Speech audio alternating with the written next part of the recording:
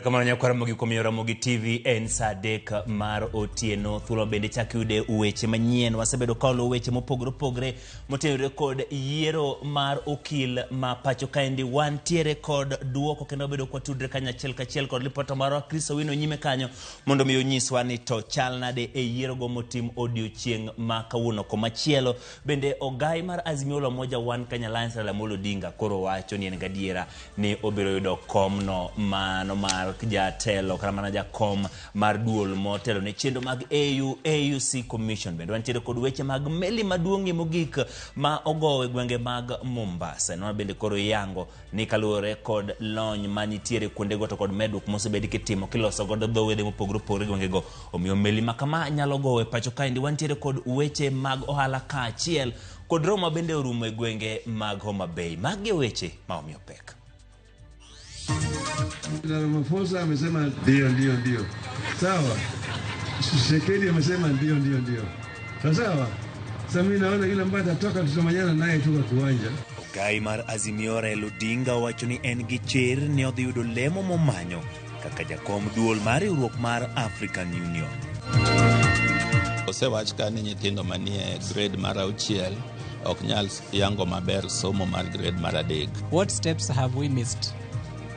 And how can we retrace our steps? Maleyo nus ma jopuonjre mag grade 6 e pacho ka ok nyal somo malong'o buge kisungu mar grade mar 3 kaluwore kod lipod riwruok mar Usawa Agenda. As a region, our resolve is to work together to develop a resilient and flexible multi-professional health workforce with strong interprofessional working skills. Mar ndalo 3 ma joket mwandu mabeyo rumo ka governors makaluo singo keto maine weche dongruok mag counties gi. Ukawije ka sirikal chieng' moro okame app mowacho ni gima kamano yugo timo. Koro kare no olingalinga maonge ng'awache. Chenro manyien marango ndach tuoni luo chakore kawuono ka omenyo pisi machon oyugi ogango.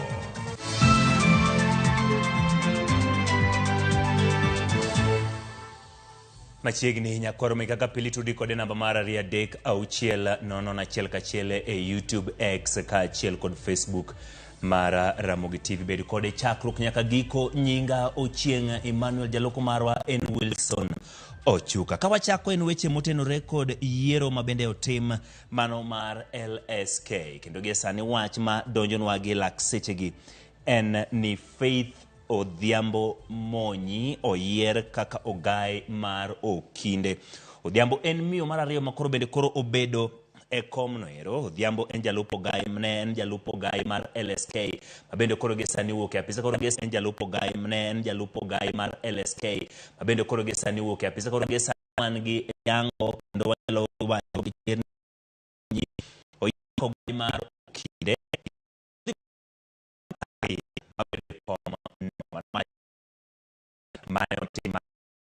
no time gwenge mopogore Kisumu motim Migori Homa Bay kinde ntiere pacho kae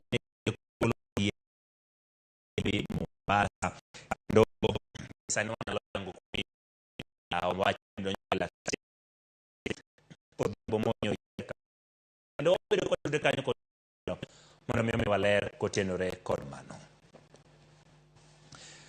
Kawadhi nyime en ogai mar Azimio Raila Odinga nyiso chia mare ni jotend pinje mag Afrika biro yiere kaka jakom mar duol mar AUC e yiero ma higa manyien. Odinga lero mai kinde mane otimo limbe e kaunti ma Kisii ka bende lero ni tudruok mare osebedo maber gi jotend pinje modhuro e Afrika. Kendo pod biro dhi nyime gi lamo mar chung' kod dwaro mare. Jafwambo Eriko Wenga ni kod ler mathoth. Dwaro mar Odinga mar bedo jakom mar riwruok pinje Afrika koro medo tedre mokalo e pacho ka. Limbe mare e sub-county ma Marani, county ma Kisii, ogai mar Azimio nofulo ni dwaro mare no medo tegno kalure kod sir ma ogeno yudo kuom jotelo mag riwruok mar Afrika ma ugwe kata East Africa Community. Sasa mimi wiki ijayo hivi naenda kuona na Kagame vile nataka aingie ndani. Mama Suluhu tayari amesema ako tayari atanipiga mimi kura. Sasa bwana Salva Kiir amekubali. Sasa hii bara hii yote Afrika Mashariki yote nataka kufyeka. Sawa. Odinga wuok tich ne orado kod jatend piny Kenya William Ruto gi nyawadgi ma Uganda Yoweri Museveni kama bende ne gipuode wach kaka gibiro sire lwedo. Kae ne olero ni ranyisi duto ewi dwaro mare no nyiso ni obro go maber gikone. Paro mabende oselwed gi jawache lop piny owacho ura ngoni piny owacho to Odinga dwaro mare no.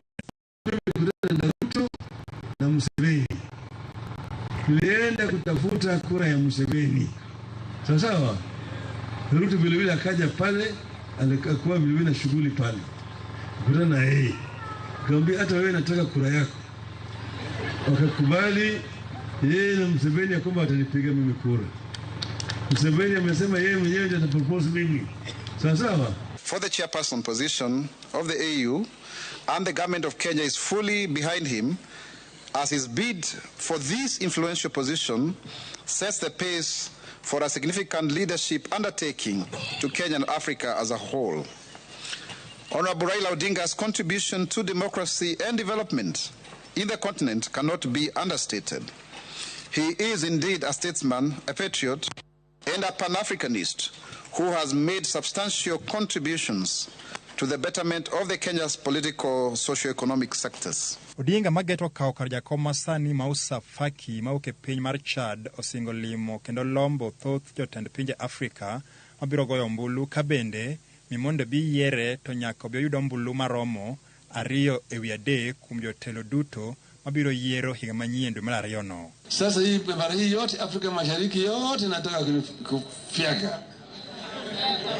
Sawa. Alafu naenda kule kusini. Juzi nimekuwa na ule na Ramaphosa amesema ndio. Sawa. Sekedi amesema ndio. Sawa. Sasa mimi naona yule ambaye atatoka tutamanyana naye toka kiwanja. Akiniangusha sawa. Mokum johera magazmiyo sabido ka penjore ewi kaka siasa mapacho kabiro chalo toko Odinga ponono ni obiro yudo komno. Odinga etilo machielo no chiwo ler kowacho ni onge fuok mabiro dong. Nigenda Disemba hapa ni saa 2 tuna ndege. Nalala hapa Kisii, asubuhi natoka na ndege, saa 4 nimefika kule nafanya kazi. Friday narudi. Sasa sema niko hapa. Na mkinitaka kwa kazi ile nyingine yote mimi niko. Nasema hiyo ikae kwanza, mimi nitakuja kufanya hiyo na nchi. Sawa. Na tunataka tusembee pamoja na tuunganishe bara ya Afrika na vile nchi yetu ya Kenya mpaka iendelee mbele. Tunakubariki, tunasema kwamba enda mbele, na tunashukuru Mheshimiwa Ruto kwa sababu ya kukubali kushika wewe na kukupea kura yake. We encourage you to get that seat, and Kenyans are Africans and Kenyans deserve that seat. Lakini pia ningesema that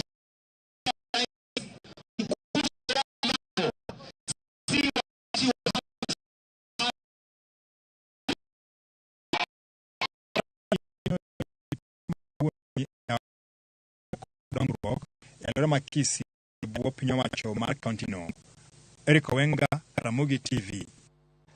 Nyakoro mweka kinene wang dui mari kanyo wach mabende gin weche matuch eni Faith Odhiambo monyo yiere kinde kabende Odhiambo en miyo mar yokoro mabiro bedo e kom mar LSK kaka mar gobedo kotau kinde pai ne en jalup ogai ma uwuok e apisi gi lakseche gi kendo nyime kaindi wabotude kod Chris Owino tok yudo duoko machal kamaindi mag yiero mar okil mane dhi nyime odiochieng' ma kawuono mane wach mabende tuch gi lakseche gi kako ketoni e wang' jowi mari kanyo kodhi nyime jatend migawo mar teko kod modhi Davis Chirchir oyango ni piny owacho biro chulo oganda mane do hinyruok kendo wito jogegi kod mwandu gi masira mar mach manotimore e Embakasi dwe mokalo.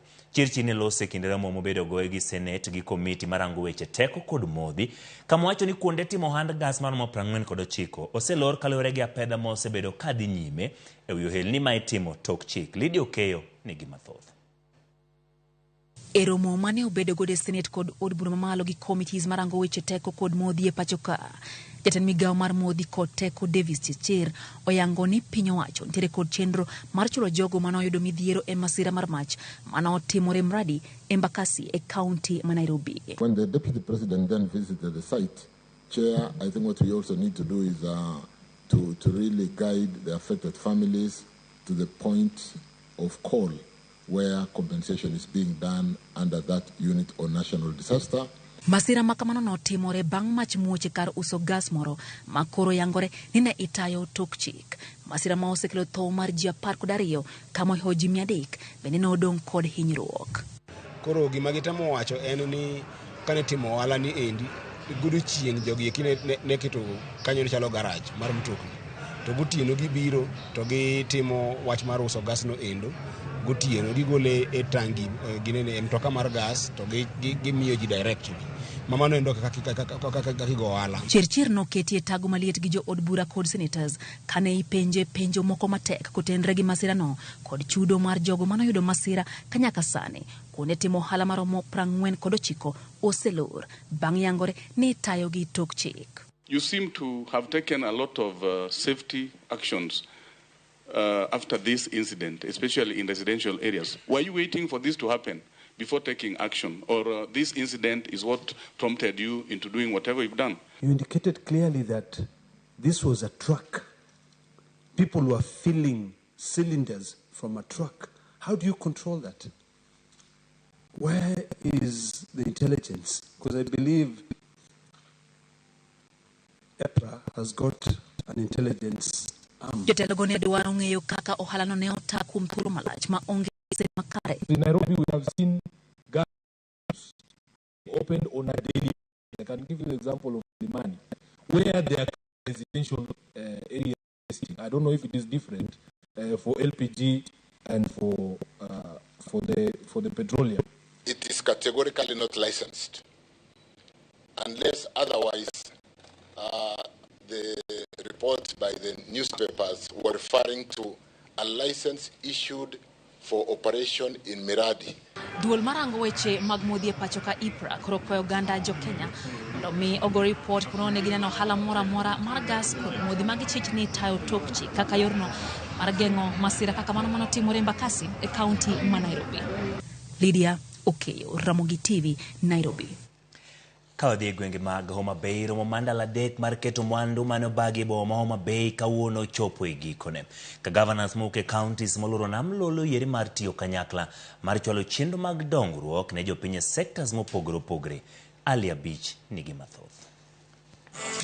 Okay, thank you very much. The MCAs you can leave. Romo mar ariyo mar keto mwandu e county ma Homa Bay mane ochaki chieng' tich ariyo juma ne kawuono ne ochopo e giko mare gi romo mane okelo kanyakla governors moke counties moluro nam lolwe kama ne gigoye mbaka e dongruok mag counties go. Jakom duol mar governors moke counties moluro nam lolwe Ngire Peter Nyang' Nyong'o mane oloro ayanga romo no okoni counties go ni kod teko maduong' mar telo e chenro mag pur makoro gidhi keto e teko gi e counties ma giwuoke. Agricultural potential exists in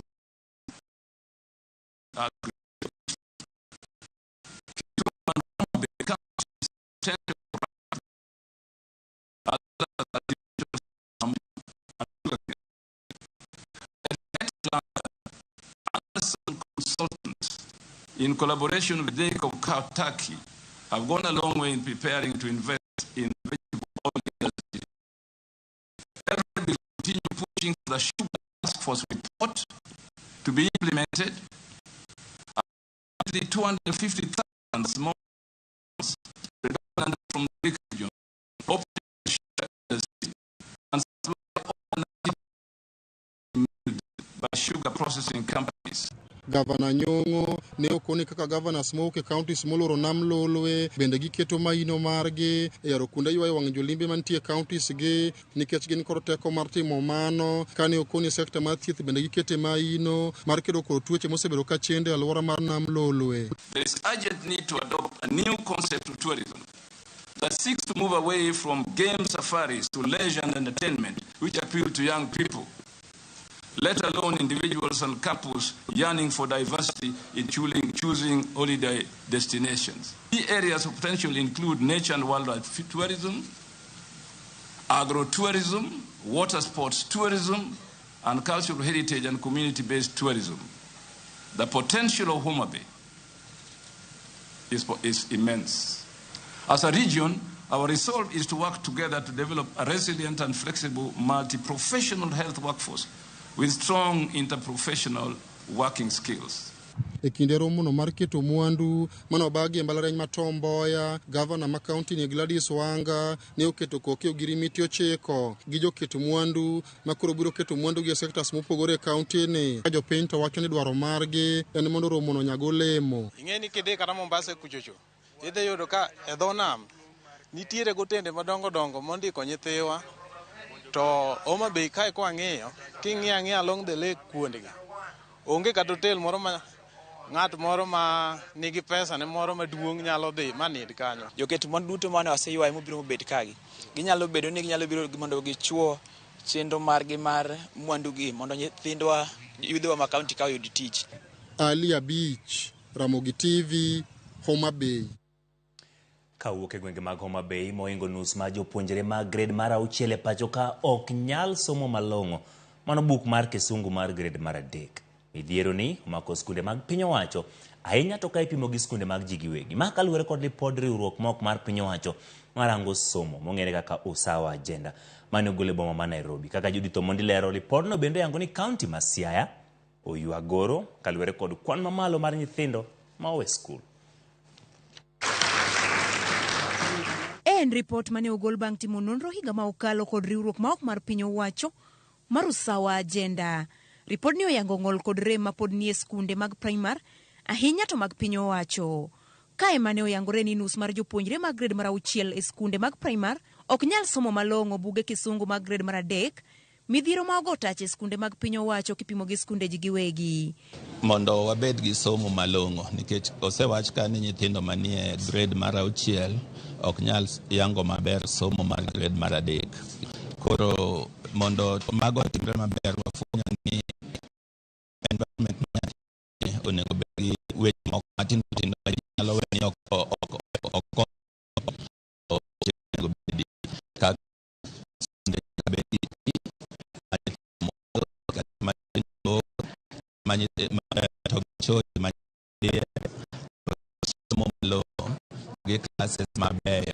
Usawa Agenda bedo yango e nonrogi ni kwan mar jopuonjre ma owe skul omedore higa mar 2023 ka ipimo kod higa mar 2021. Kaluwo kaunti ma Siaya kod Migori otelo e kwan mar jopuonjre ma ok dhi e skul. Homa Bay kod Kisumu to ni malo kod kwan jopuonjre ma dhi e skul. Gima duong' ma jonyuol koni omiyo thoth jopuonjre we somo en nengo mar somo kaluwore gi chudo ma gitimo ne jopuonj ma ondiki kod boards mag skul. The issue of school dropping out is a major problem, and the main problem is because of the school fees. We are saying that parents are poor, they cannot afford school fees. And therefore in Kenya, at present, we want the issue of school fees to be re-examined. It's so that these children who are dropping out of school because of that should be taken care of. E somo mag CBC, bende ripod ni yango ni nitie rem, ahinya to mag chwalo somo. E skunde mag primary duto manie pachoka, atamalo 23 kende man kod kuonde timo nonro mag science, mine laboratories. The challenge that we have is to pause and ask ourselves the question, what steps have we missed? And how can we retrace our steps? Because it is there that we retrace our steps. Steps that we shouldn't have missed, retrace our steps. Because with every passing day, the future of young Kenyans is being compromised. And with them, the future of the country. Judith Omondi, Ramogi TV. Kaudhi weche magarita kwe jatend migao marita Kithure Kindiki ogolo siem ne jo siasa mabaringo kaluwore kod timbe maundu kod kuo jamni mosebedo kamedore e kaunti no.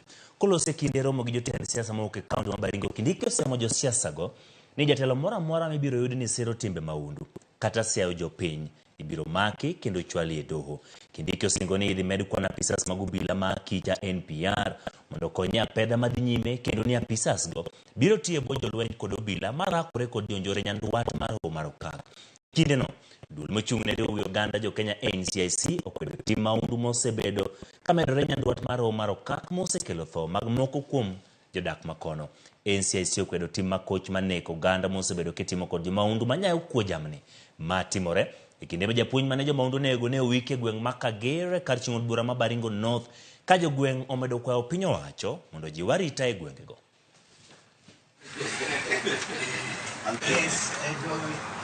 in their house, those who are in the house, and there are those who sit on this side and on the other side. So here we are one. William. Benjamin Chiboy. William Tumo, Ka wuok e weche mag arita kwe, jagoro maduong' mar riwruok mar KMPDU Davji Atela oyudo hinyruok e kinde ng'anyo mar lakteche manobagi nyaka log tich ma migawo mar thieth e dwaro mondo ondike tich lakteche ma osetiegore. Lakteche ma pacho kano chako ng'anyo margi kawuono ka jakom KMPDU Abidan Mwachi dwaro ni gol weche thieth e lwet counties oduok e piny owacho mamalo. Mwachi ne lose boma Mombasa kama ne oriwore kod lakteche e bomano e ng'anyo.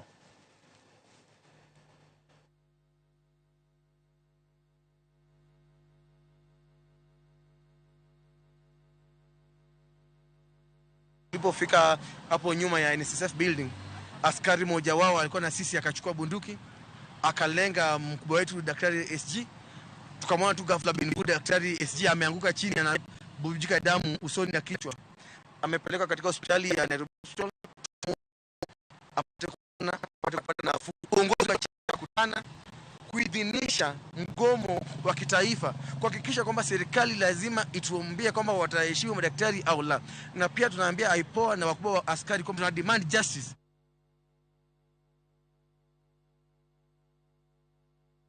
Ya koromogiro kamano kuom medo bedo kod e chenro mar OIMORE. Wantiere kod mathoth moluwni gi lakseche gi ahinya, to mano motenore kod yiero mar duol matayo kinde pacho kaendi LSK. Wach mabende wanyisi kanyo ni Faith Adhiambo, mano Faith Adhiambo Monyi ema koro bedo gai mar okinde pacho kaendi. Odhi bedo miyo mar ariyo madhi bedo e komno, kendo Odhiambo ne en jalup ogai mar LSK masani ma bende wuokie kom. Otenore kod mano, pod obo mana manyo Chris Owino kaka nwasingo ni mondo miwago kode mbaka e kinde mwadhi nyime kod weche manyien. Omiyo kik idhi mabor, pod wantiere kod mathoth mawaikoni.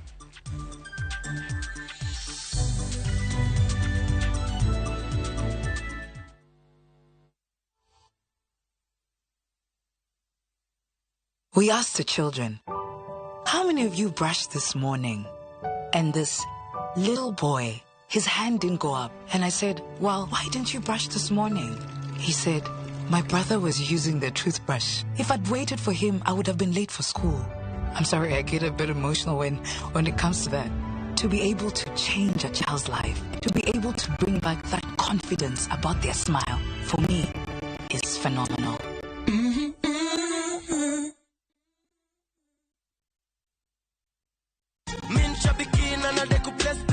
Peperusha Avieta na Shabiki.com.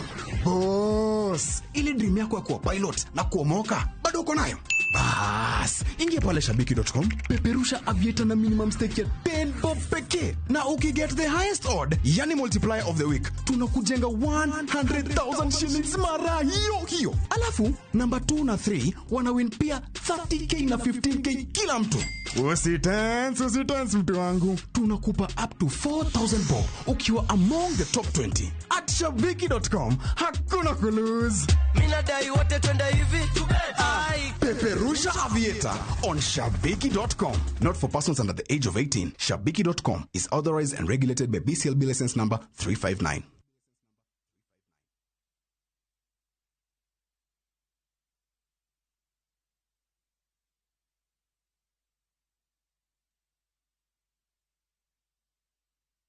Discover the beauty of Amboseli at Oltukai Lodge with massive discounts from View Travel. For a 3-day safari, you only pay 31,000 Kenya shillings. Wake up to stunning views of Mount Kilimanjaro, breakfast in the bush with the sunrise as your backdrop. Enjoy guided nature walks in the park, go bird watching, and experience wildlife through game drives at Amboseli National Park. Immerse yourself in the Maasai way of life by experiencing the culture, food, dance, and heritage. Ready to relax in the wild? Let View Travel guide you. Dream, explore, discover. Sasa kwa tao moja tu unaweza pata third party cover for your private motor vehicle valid for 30 days. Say goodbye to expensive motor vehicle insurance. Pata bima kutoka Direct Line Assurance. Kujisajili bonyeza *487#. Weka namba plate ya gari yako, ID namba yako, email address yako na ulipe thao moja tu. And your digital cover will be sent to you instantly. Collect your sticker at your nearest Total service station. Dial *487# upate third party motor insurance valid for 30 days. Pap, ni thao tu.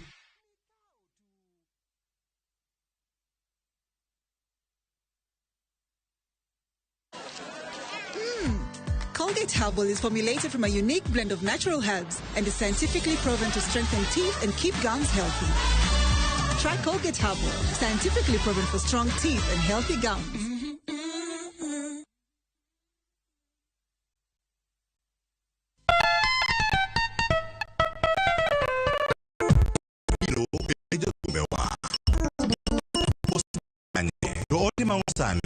Ngato bendi biro yudo kaka tumipe karwa mar biro yudo ne ngato biro ngia duoga. Koro kedwa nge gigi biro winjo ka ngato sikuri daktari mara Nyasaye mara ariyo biro nyisi ni yango. Gin gik mage ma osogo senenwe thum kae. Mano uso do. Mano koro ba uso do. Kurago ni achiel apar gi nus. Ni koro matiende oto. Solomon Atito Kafaya. Goyo mbaka matut kod osogo winyo. Chieng' tich abich mar jumani chakre saa 2 okinyi. Yud sigand osogo winyo mopondo e chenro mar ng'ejo thumbewa e Ramogi TV.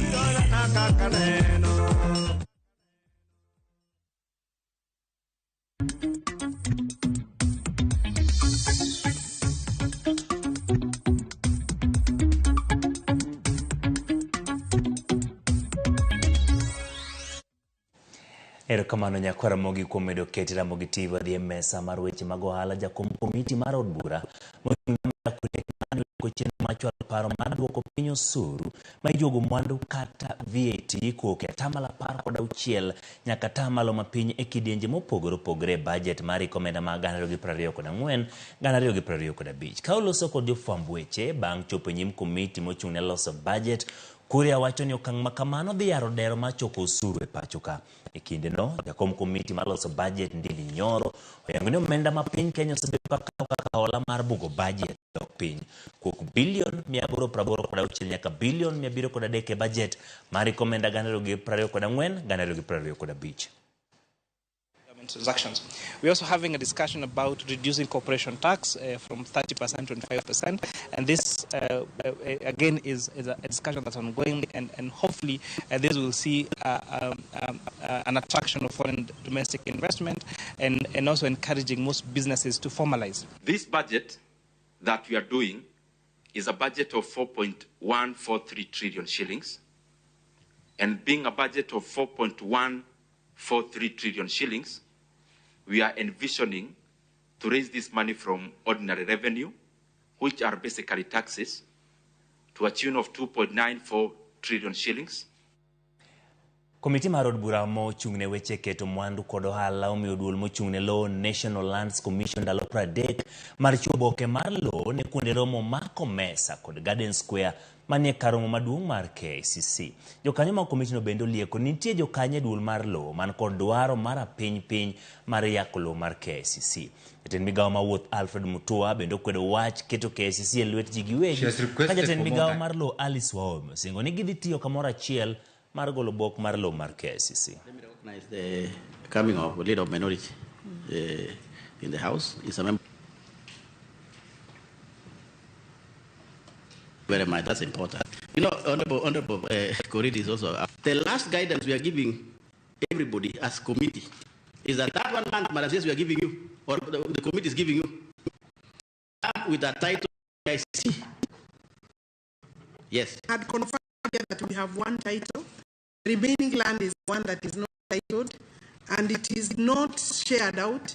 I can confirm to the public because, Honorable Chair, you have gone on air, on the media to say, to speak to this question and the fear that you have, legitimate fear, but I'm confirming to the public that this land is intact, notwithstanding correspondence of people who have a wish to have any part of it. Cannot control people who may want to take it, but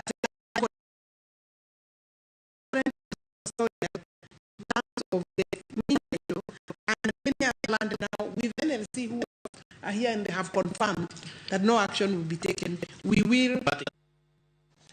Kawadhi weche mag pur mag ochele, jopur ochele mawuok kaunti ma Kisumu sani koro biro bonjo bang' kambi mar omenda moyain kaka Loops DFS wuok oko mar riwre kod tend kaunti ma Kisumu kokalo kuom bengi mar NCBA. Esiro jopur kokalo kuom miyogi yot e yudo gigo ma ginyalo bero godo chenro mopogore opogore mag pur. Chenro ma kama bende gichwalo yor mbui kane ochak kod jopur mawuok e bwo wach irrigation scheme.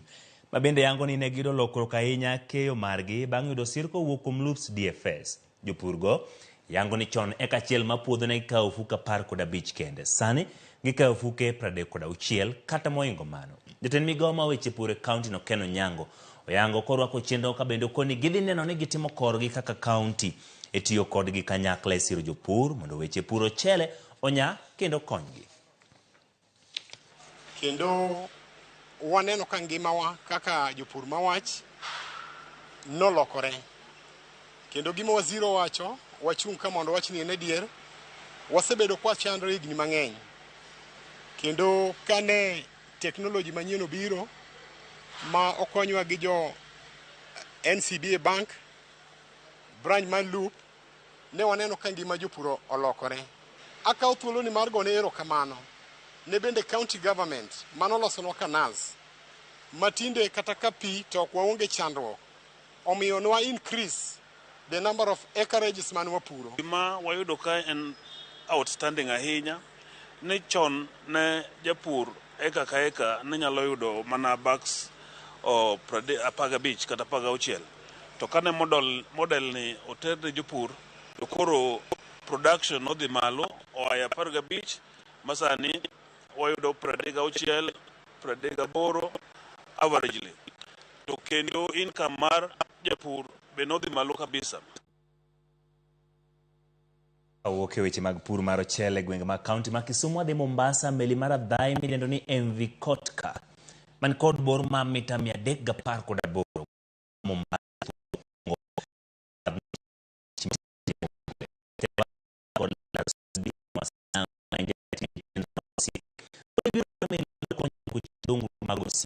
ma okoni timore kalure gi chenro ma wadno osebedo katimo mar medo yare mondo mi meli madongo oyudi thuolo mar go kanyo.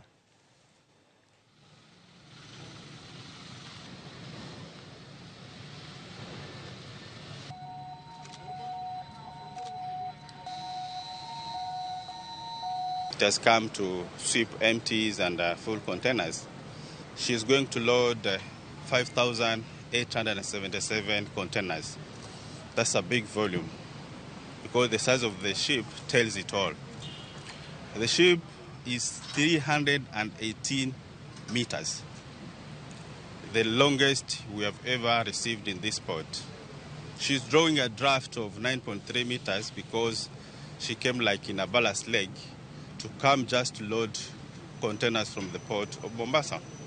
The port is going to handle more volumes than ever before in a parcel size of a ship. In one call, we are going to handle 5,877 containers. This is revenues for the port.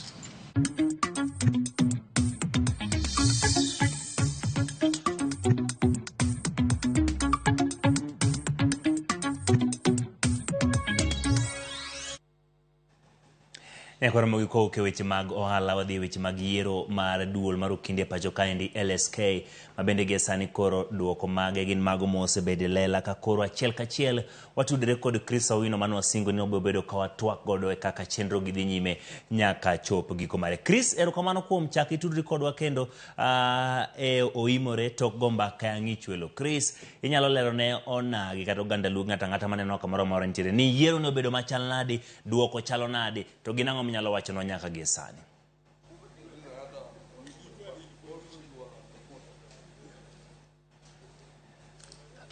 Chris, ka iwinja erokamano kuom tudri kodwa kenda penjo mane nyaka gie sani nwawere kodi saa achiel kane pod itimo kweno makoni kod kocha.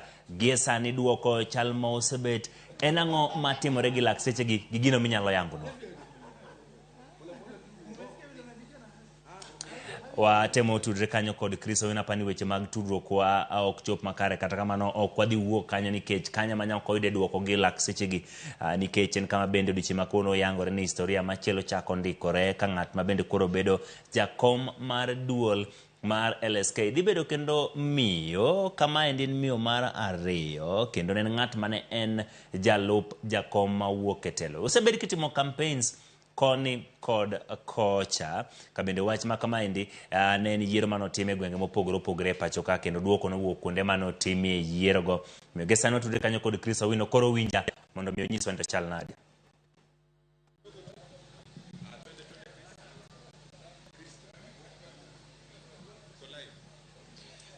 Nyakora Ramogi odhiambo ma kawuono en odiochieng' ma riwruok mar okinde pacho kae osebedo ka rito kod siso nikech odiochieng' ma kawuono gidhi yiero jakom manyien mar riwruok mar okinde e pacho kae madhi kawo kar okil Kamalo ka Eric Dheuri. To ler mwaseyudo nyaka sani en ni Faith Odhiambo ma en jalup jakom riwruok mar okinde pacho kae ema sani otelo. Makalure kod ler mwaseyudo en ni odong' mana thuolo matin to idhi yango Faith Odhiambo kaka jaloch e yiero mar kom riwruok mar okinde pacho kae.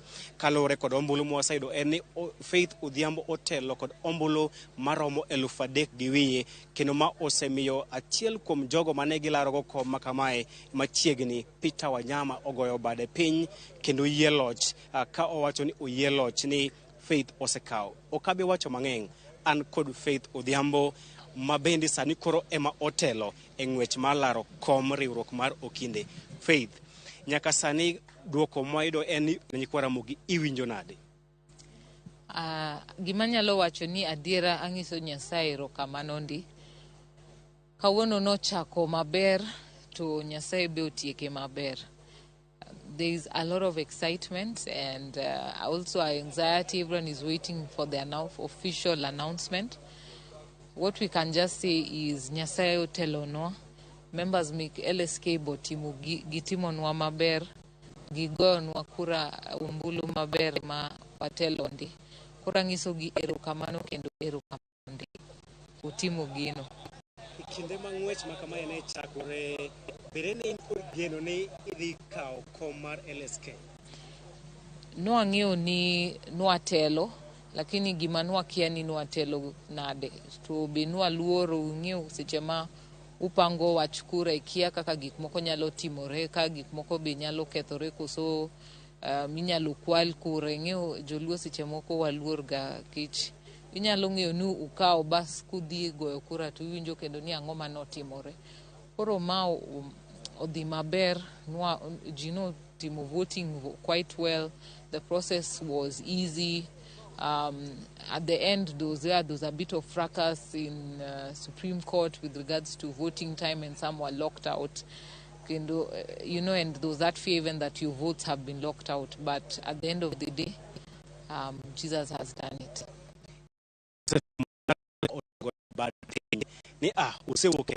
Faith osekawo gini manyiso ang'o? Ka ineno the vote difference and about 800 to 1,000 votes. I think kata kano duaro wacho ni amayo reconcile that difference mantie. But all in all, gima wacho ni agoyo nero kamano be kichu concede chon. To gima wacho ni arwake wamak lwedo watim tich ne members of Law Society of Kenya. LSK duong' moinga, LSK duong' moingo wate. Wanyalo bedo piny, wanyalo timo tich maber. Wantie gigeno ni PSP agenda bo konyo LSK, bo ensure ni wa rebuild the Law Society of Kenya. Koro ang'ise ni wabi wabed piny, wati, wa ensure ni members omor gi tijwa. Ponono ni olandi kod IBC e seche mabiro ni ine jakom manyien mar LSK, idhi bedo okil Kamalo kama miyo mar ariyo bedo jakom LSK bang' Recho Omamo. Iwinjo nade? awinjo maber ndi anyiso Nyasaye erokamano gi all the members mi kokil maneno chung koda gi members mi LSK gi wuok te gi gona kura. Awacho ni from all over the country so much support. Anyalo wacho ni an kokil ana candidate of members of Kenya. Kichgite gi wuok in large numbers gi gona ombulu gi reassure gendo gi assure ni am their candidate. Anyathigi and they have said it's time for a female leader to take over, a female leader who is capable, who is competent after the task. Faith isetiyo jokombe ariyo mag LSK, jakom machon Nelson Havi kod jakom masani wuok e tich Eric Dheuri. En gigo mage man isesomo e kind jotelo ariyogi, to en kit telo mane ma isingone okinde ma pacho kae? Anyalo wacho ni telo mar Havi en a bit more loud and robust in terms of how he expresses himself. Gimana hero kuome and the number of PL cases maneno atimo e boy. Then very passionate about the rule of law. Kind ebo Eric gimana wacho ni na learn is how to work with people, bring people together. Put the different interests together and see how you can work as a team. But all in all, I thank them for those learning experiences under them. But my leadership style with the faith style, there'll be a bit of fire sometimes, but there'll be collaboration and listening to other people and seeing how we can work together. Kapok awe dhiyo, achiel kuom midhiero ma okwako riwruok mar okinde pacho kae en mano miwacho ni jogo mawuondre ni gin okinde to gin okinde, ka achiel kod weche mag koso tiyo maber kod omenda kata ywayo investors ma development partners. En ang'o minyalo singo ne okinde e botelo mar Faith Odhiambo? Idhi timo ang'o mar neno ni jogo mosebedo ka wuondre ni gin okinde to kawo pesa kuom jopiny? Idhi timo ang'o mar tieko wach makama? Gimadhi wacho ni wabo bedo a bit more robust, and in terms of how we will crack down, we will ensure that all round the different chapters and branches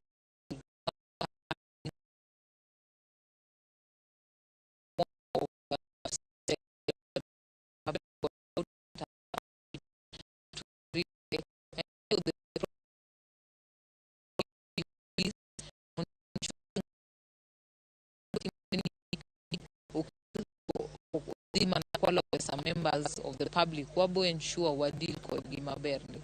Okwadbiyene such members to continue stealing money from the members of the public.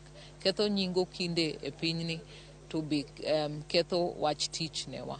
And so what I can affirm and confirm to all members of the public is that LSK will ensure we stamp out all of these quacks. We'll work closely with the different offices of security to ensure that we have a proper crackdown, and also work with the office of the DPP to fast track any prosecutions against such quacks. En wach mane mogik minyalo nyiso onagi jo nyikwa Ramogi mane ni sani Ramogi TV ka achiel kod okinde ma pacho kae? Gima wacho ne okinde teni wangis Jani ma LSK ochako under the leadership, God willing, of Faith Odhiambo. Akwayo ni wati maber. LSK will be member-centric but also public-centric. We will look at ways that we can work together with members of the public to protect their interests, as well as build a law society that not only this country can be proud, but also the nation. Erokamano. Erokamano Faith, erokamano ahinya. Nyakwa Ramogi, mano Faith Odhiambo, jakom riwruok mar jalup jakom riwruok mar LSK, ma bende en achiel kuom jogo ma olab gi ndong ne kom LSK. Kaluwore kod duoko muhiu ma waseyudo en ni Faith Odhiambo ema ne ong'ala manyime mar bedo jakom LSK mar 51, kendo jakom LSK mar ariyo mamiyo e pacho kae, kama okwongo ne en Recho Omamo. Poni olande ka jakom LSK manyien odhi bedo jakom LSK mamiyo mar ariyo e pacho kae. Kopogre kod kom mar LSK, kom machielo ma bende okinde ongote wangi mokalo e yiero makama en jago madhi telo ne kata madhi chung e lo LSK e duor mar joyang'ad buche pacho kae, mano Judicial Service Commission, ma bende jakom masani ma LSK Eric Dheuri ng'iyo kom makamano ka ogeno mar yudo loch kendo chung ne LSK e riwruok mar Ukinde riwruok mar jong'ad buche Judicial Service Commission. Mopogore kod mano, Ukinde bende ne oyiero jogo madhi chung e kuku maduong' kata Council of Ministers mar LSK ka achiel kod jogo madhi chung ne migepe mopogore opogore mag Ukinde e gwenge 8 ma pacho kae. Koro ka aduogo ire kar miyo nyikwa Ramogi weche manyien en ni nyaka sani Faith Odhiambo ema pod otelo e ng'wech mar laro jakom riwruok mar Ukinde pacho kae, kendo ng'ano mane luwe machiegni mogik Peter Wanyama osegoyo bade piny ni oyieni Faith oseloye, manyiso ni gima warito en mana lando Faith Odhiambo kaka jakom riwruok mar Ukinde ma 51 ma pacho kae bang' ng'at mane luwe machiegni mogik Peter Wanyama goyo bade piny. Pod wagoyo tach kaka e log tich maduong' mar Ukinde ma LSK mayudore gi Tanga Road e kadak mar Lavington. Wabiro miyo nyikwa Ramogi lergi achiel kachiel nyaka seche ma idhi lando duoko mogik kod duol mochung' ne yiero pacho kae IEBC. Erokamano Chris Owino nyakwa Ramogi winjo achiel kachiel kowuok kuom Chris Owino ka achiel kod ng'ama bende koro wacho ni warito mana lendo nikech ka ng'at mipiem godo machiegni osego bade piny matiende gino oloe kata ihinge then achiel kachiel en gima koro wachore kanyo ni koro jaloch wanyalo yango. En mana rito mondo koro yang kod IBC poch gi pak ne Faith kodhi bedo miyo mar ariyo ma bedo jatelo mar Ukinde pacho ka bendo wacho kanyo gik mogeno mondo mitendo bio tim ka okaw komno kendo kose yange ne okil ma pacho ka to kod ne Uganda jo Kenya. Pod okwatiko gi report machal kamano kech pod biro mi kaka olandi kaka duoko beto kod gigo mobro wacho tok mano. Ka wuok e weche mag Faith wadhi e sigana bende kochakre kawuono chieng' tich ang'wen to bedo gi thuolo mar yudo mane Ramogi TV saa 3 mar otieno. Kawuono wan gi sigana mar Hezekiah Yugi. Hezekiah Yugi Ogango kata OPC kaka nong'ere en achiel kuom jogo mane humbgi lach e loch mane osenindo Daniel Toroitich Arap Moi. Weche bende osewachore mathoth ka paro bende pogore ni ne en ng'at machal nade. Walter Nyambaga ni ng'at machal ni mar gin kanye. Nyakore magajwanga gini ji maka oluong nyingege to nyaka pek mar umbewei kod dwaro ng'eyo kendo winjo mathoth kuomgi degi kelo lokruok e ngima oganda e gwenge to kod piny Kenya kuom thuolo malach. Wapenjo ni gin kanye. Maromo kilomita 331.1 kowuok e boma Nairobi nyaka e sub-county Marongo. Anyono moy nyamburko nyaka e gweng' mar Akwaro manyo dala duong' rangachiaore kendo tipo mokwe kod muya mayom e marwakoa mar fwambe dalane. Kalore ni jatich sirikal ne en jal momiluor kendo gige ne kanyakla kod ngima mare ne en mamare owuon ma ok ketie lela. Wayudo sigande bwo dwaro mar familia mare min ode Mama Dorino Yugi e marwakowa ka kod mor. E higa mar 1940 e dwe mar keyo e seche mag ang'ich welo mosenindo Hezekiah Yugi nonyuol e kendo chako sikunde primary mar Anen kendo sude libamba ma Uganda mar medo sombe Jinja High School. Bang'e Oyugi nomedre college ma Kabianga TTC e county ma Kericho kama ne otiegore kaka japuonj. Jaduong' nonyuol higa mar 1940. Kuom higni go duto te bang' ka nosenyuole to dongo gi mamane gi babane. To bang' mano ero odhi e sikul mosomo motimo klas mar 12. Kosetimo klas mar 12 to odhi obedo japuonj. Kosebedo japuonj koro puonjo for a short time kae to bedo dio sirikal. In fact odhi e course mar puonj motieko course mar puonj 1966 from 66 to 71 obedo dio.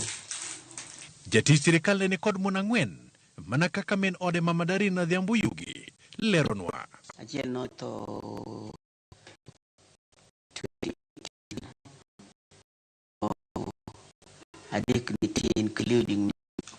first wife, ma odeni bathe kacha, and me second wife, and the other third wife ni Nairobi. Okdaka achiel we mon widows. It's a terrible situation. Your wife pokotho. It is ask kaka widows ma feel pain ma wan go mar mise mar misgo ni koro onge, and a lot of things nyalo koro dhi wrong nikech onge kun mado mo nyalo timo ne his wives. Nyithindo mabecho ma nyithindo ma very well disciplined, all of them mabeyo kabisa. Ezekayo Yugi nokwongo bedo japuonj maduong' e sekondar ma Migori e higa mar 1969 nyaka higa mar 1977, kama ne oidho e ngas mar bedo jatelo mar somo e district, lemo maduong' mane biro kod ting' mare mathoth. Wapuonjo waduto, koro wapuonjo kode e skul achiel. Wapuonjo Migori, then wa Migori wadhi puonjo Homa Bay. Koro sama wane Homa Bay eko chako idho malo koro weya ka pod apuonjo. Ang'eno ero ka koro timo sirikal ka en dio nyaka nyobedo permanent secretary. Toko e weche mag puonj, Yugi nobedo dio, district officer, DC, district commissioner, PC, provincial commissioner, maumbe toko teko mare ne koro lach. Before kubedo dio education sirikal, to kubedo dio education. At that time ngoni dio kuro from bedo dio sirikal kubedo dio 1 that is 76. Then kubedo dio 1 Kitale Kapenguria. From Kisumu along to the Kitale, Kapenguria. From 78, the Lodwa as a district commissioner. Kurubedo Lodwa, then 80, Ubedo promoted to deputy provincial officer, PC, Nakuru. Then Nakuru bed up to 1986. Kusibedo deputy PC Nakuru. Eventually, he became the PC. Ubedo PC Nakuru. Tok jolweny ma Kenya ne temo thicho oko jatend piny makinde no Daniel Arap Moi e higa mar 1982, Yugi ne omi lemo manomiyo bedo koteko, emomiyo ombe nomedo landore. Lemo mar jagoro mongirore migawo mar arita kwe to kod chenro mag sirikal bende ne oduogo yudo e thuolo manokete machiegni kabisa kod loch mar thuon gweno. Wapenjo kit ngimane ni ne chalo nade. Kopogore kod bedo jatich sirikal, Yugi ne en ng'at manade. E kaka min ode kod familia mare, bedo kod ruotha ne chalo nade. To bende ne en ng'at ma jambola.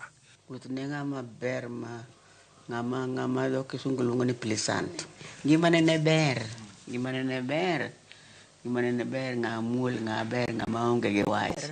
Nokonyo ji maber, to kata wan be kaka family nong'iwa maber, to kata nyithinde bende notero skul maber. Koro during that time onge problem moro madang' awach ni ne ok otimo. Nong'iyo the family maber, otero nyithinde skul maber, jomoko be kubiro madwaro kony be nokonyo maber. Joluo nogoyo ngero ni ka ruoth chiemo tiapie, kapisi machono Yugi ni kod kit chiemo nyakla kod pith mopogore opogore, ahinya to nyaka mag jamni. Bende wuon ogango ne ni kod kar pith mar rech, e kama welo ma jomiluma bende ne nyalo bile chiemo mag kado, ahinya to mit mar chiemb choke. Wapenjo ni era mare kod jogweng' ne chalo nade. Noero sort out dispute mag tribal classes manotimo Nakuru. Then no settled the dispute tribal classes manetimore Rift Valley, and that is why mane momiyo ji mang'eny ne biro ire. Ngimane kod sikul wachore ni ne pata kod dhot kilomita 6 kowuok e dala Ezekayo Yugi. Wachopo Yugi Ogango Girls Secondary School. Oyugi was a great man. Oyugi otimo gik mang'eny e kor gweng'ni. Nawa otho kapod atin, but nobiro, naunyo nobiro gi bas miluongo ni Nyayo bas. To ochoko vijende ma idol, otere polis. Oyugi ochako skul, Oyugi Ogango Girls, konyo ji, konyo nyithindo, ondiko ji mang'eny e kor gweng' ka. Ondiko nyaka jomoa oko, matiyo kaka na mabor tatiyo ka. Koro Oyugi omiyo ayudo tich, Oyugi kama gambo kae. Mana machiegni kod mbalariany Marongo University en Kanga Secondary School. Kendo ka bende en achiel kuom sekondar moyugi wuon Ogango wachore ni nochore lwete gedo mare. Ji ne ok pa ni nikech ok ji te matiyo e sirikal ne nyalo wuok oko mager sikul machalo Kanga. Ji mang'eny mane otiyo mang'eny ma ok nowuok mogero skul machalo Oyugi Ogango. Ok mago kende. Other churches manogero. But mostly schools manogero. Kanise bende pisi wuon Ogango ne ogero. Kami ng'ato ger sikul, ng'ato ger kanisa maduong' machalo gima ok ma kende, mamoko bende. I know ni skunde moko nogero Nakuru, moko ogero Maralal, ogero Rift Valley, ogero gi mang'eny. And sama notimo mago eko, ok okone ng'ato ni an ng'ini kawuono adwa dhi gero sikul. Ok okone ng'ato. Kata kamano, umbo Yugi noduogo lal mire higa mar 1990 kaluwore kod tho mane mar en jatend migawo Robert Ouko. Tho mane oketo piny Kenya kama tek. Bende Yugi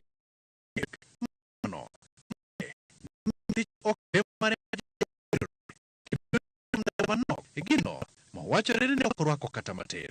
Bang' dweche 7, Oyugi pisi ne onindo. Tho mare ma anyuola mare ne e kindeno ne oramo ni ne otudore kod kwiri mane omiye kane en e jela. Higni 32 nyaka ne otho, kendo umbe lal. Joge mamoko to ni kuma nade? And his first wife ma ode ni e bathe kacha. And me second wife. And the other third wife ni Nairobi. Kata odoko ni Oyugi ne jatich sirikal matuklu kamano. Ndalo mane wuodhni tiyo, no spend time ne mang'eny kabisa e tich sirikal. Nyithindo monyuol sani, kata monyuol after his death, ong'eyo ang'eya ni giwinjo awinja ni there was somebody miluongo ni Oyugi. To gikia gik manotimo, gikia history manotimo. Sirikal igwenyo mondo nyis erokamano makende kuom tich mane otimo ne sirikal, kata odoko ni piny owacho ok osetimo makare e yor duoko lwedo ne familia mar Oyugi. Ezekia notiyo maber e Kenya, emomiyo no promotion goeko. To bang' kosetiyo mosetho, to pok awinje ka sirikal chieng' moro okame up mowacho ni gima kamano Oyugi otimo, gima kamano Oyugi otimo. Koro kare no oling' aling'a maonge ng'awache, pok awinjo. Koro ji ni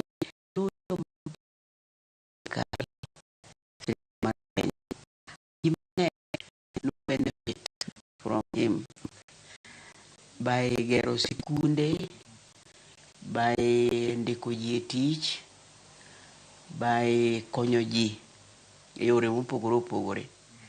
To ok awinje kata odiochieng' achiel ka sirikal owache ni Oyugi did this, Oyugi did this, Oyugi did this. Mano kende gima hurts me so much. Ok an kenda, hurts the family. Nekore magajwang' erokamano kuom bedo kodwa nyaka e giko. Ageno ni koro ing'eyo utok menyoni moko kuom thund luo. Riwri koda kende chenro machielo chieng' tich ang'wen. Kuom thuloni duto ne in koda jata chenro Walter Nyambaga. Wuod Koweru, thun ka ji dhi kendo ka ji duogo. Oriti masane.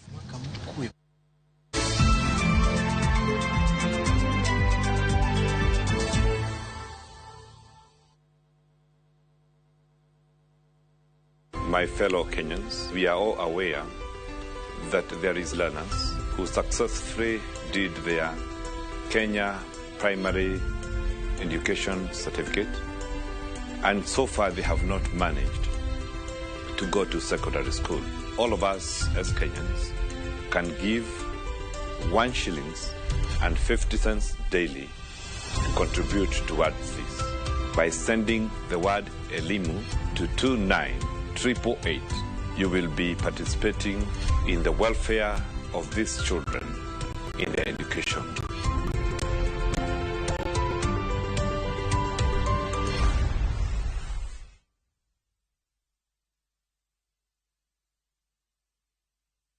We asked the children, how many of you brushed this morning? And this little boy, his hand didn't go up. And I said, well, why didn't you brush this morning? He said, my brother was using the toothbrush. If I'd waited for him, cool. I get a bit emotional when it comes to being able to change people's life, to be able to have that confidence about their smile. For me, it's phenomenal.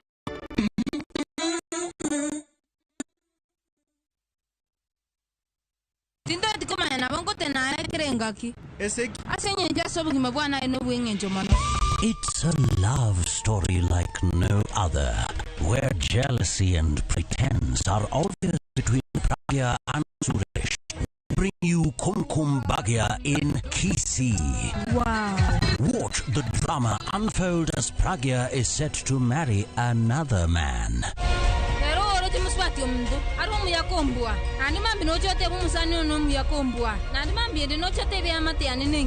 Watch this beautiful love story of Kumkum Bhagya in Kisii, only on Viusasa.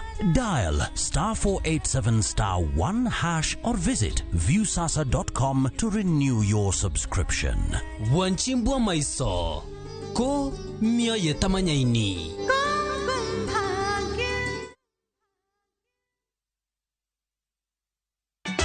Ka osiep motegno kod johort moherore ritore. Yakocha, timondo ndisori. Wayudo ng'eyo tonggi. Ipani akia gik mit.